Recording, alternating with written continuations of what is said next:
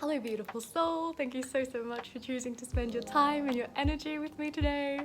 So, I've been wanting to make another YouTube video for like a week, but I just didn't know what to make it about, and then I realized I could talk about this.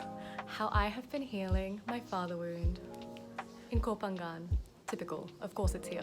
When Simi and I were in Glastonbury, that was when I first started to feel a strong pull to reach back out to my domestic violence counsellor to ask her if we could recommence sessions once a week. But I wasn't ready to deal with the 9-hour time difference and try to coordinate that every week. So it was only a few weeks ago when I decided to contact her because the time difference is now manageable. A few days before the session started, I was on the phone with Simi and I was talking to her about how I was gonna restart counselling again, and she felt like she was meant to mention Family Constellations to me. I had never considered Family Constellations for myself, but I was like, interesting, I'll keep that in mind. A few days after that conversation, I was having a psychic reading session with one of my good friends on the island, and over time it became clear that we had pretty much identical father wounds, and I mentioned Family Constellations to him and asked him whether he would be interested in going with me one day, and he said yes. The next day he sent me a Facebook link to a Family Constellations session that was happening the week after, and we both decided to go.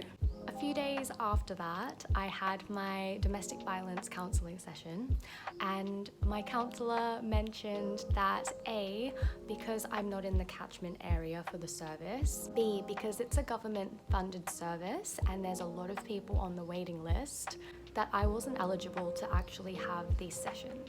I was really proud of myself because she asked me, Miku, how does that make you feel? Now, normally, because of all my conditioning and everything, I would not speak my truth and accommodate to what is in the best interest of the other person. This time, I was like, honestly, it does make me feel sad because I was looking forward to these sessions, and I am disappointed because I felt that this call to have sessions with you again is coming up for a reason, because I am ready to talk about my trauma and to work through it. She told me she would try to talk to her manager and see if we could have any more sessions in the future, and we ended up only being able to have one more so she could talk me through some different exercises I can use when I have a trauma response. And as sad and disappointed as I was also taking that as another sign that I was meant to go out and look at other modalities that would help me in this journey. So it got to the day that my friend and I were going to Family Constellations, and wow, it was really powerful for me. I had expected it to be, and the energetic shifts were wild. Hello. As you can see, I stopped filming that day and I was super hungry because I was hyper-focused on filming, so I went out to eat, and then I just didn't feel like talking about doing the healing work anymore. So I've been potatoing since then, and here I am making the rest of this video. Do you love this cup or do you love this cup? Normally, when I drink tea, it's in a fuck-off huge mug, but I'm finding it really wonderful to drink it out of something so tiny because I'm cherishing every single sip so much. My talented housemate Eva made this in Austria and brought it all the way over here. Yes, she is amazing. I'm currently drinking this flower tea that one of my dear soul sisters on the island made for me, and it's really nourishing, and all I can describe it as is like, it's so gentle and calming and soothing that it feels like you're drinking self-love. Anyway, I digress. I'm gonna share with you the 3 main things that came up in the Family Constellations session. My friend and I did an exercise where he represented my father and I represented myself. And he got 3 messages, 3 visions basically.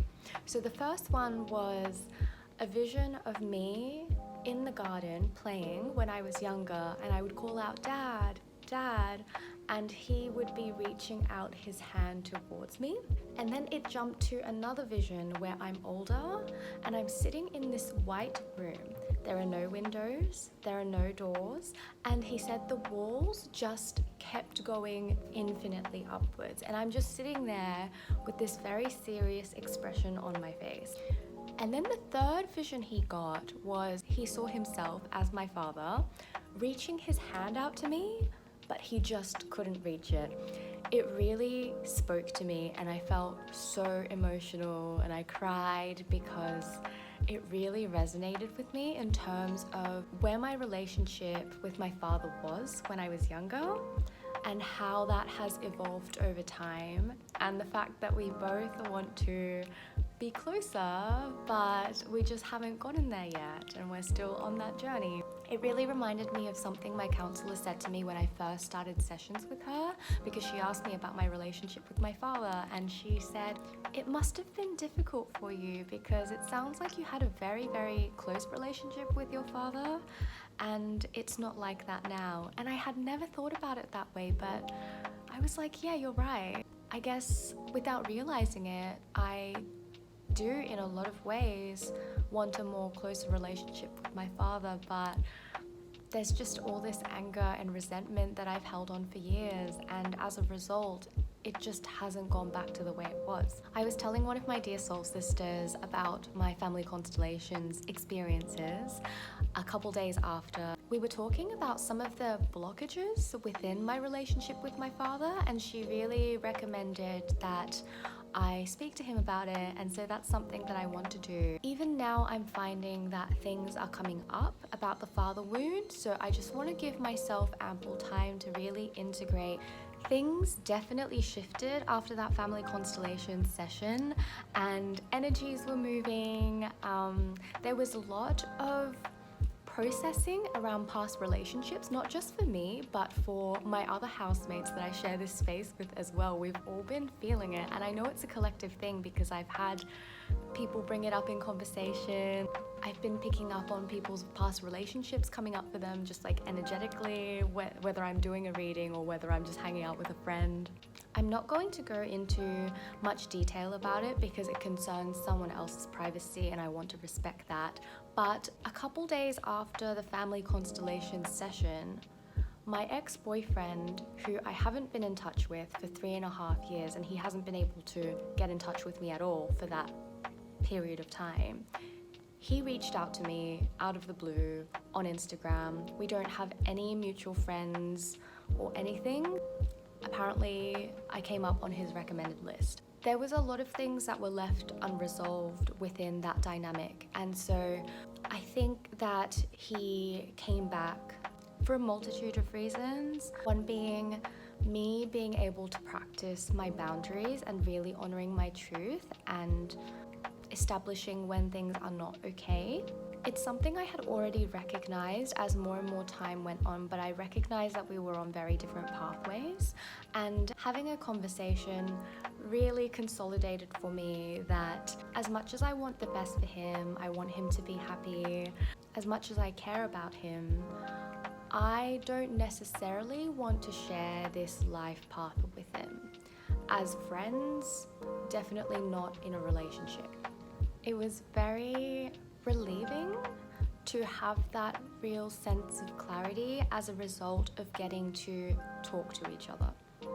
I feel like there's still, again, lots of things shifting within me about my relationship with men and my feelings around safety, and you know, as always, there's lots of healing to be done. But for this week and last week, even now, I've been feeling like a potato, and if that means that I'm gonna sit around and watch Netflix movies for another couple of days, then so be it. I'm gonna enjoy my 90s movies. I'm going to enjoy my early 2000s movies. I'm going to eat the snacks. I'm gonna eat the chocolate. I am going to roll around on my bed unashamedly and have the best time ever. And I am proud of it. I'm proud of letting myself be a human being and having this human experience and doing all the things I need in order to make sure that I am feeling nourished and held and comforted when I need it. Because y'all, it's not all about doing the healing every single fucking day. Like, how exhausting and hypermasculine is that? With that being said, I'm gonna go back to potatoing around and living my best life today. So thank you so much for joining me on this video. I hope that some part of this video was interesting, resonated. I hope that you are having a wonderfully nourishing time, whatever your journey is presenting for you at the moment. And I will talk to you in a jiffy. Sending you so much love, and I will talk to you soon. Bye. My talented housemate Eva made this in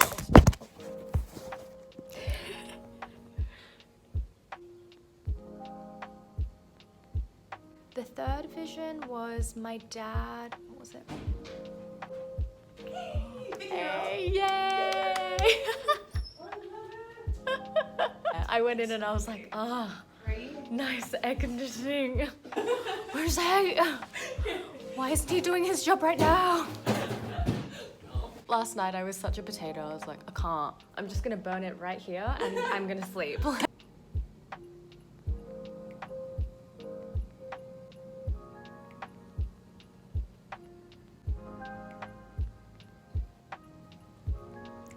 Things definitely shifted.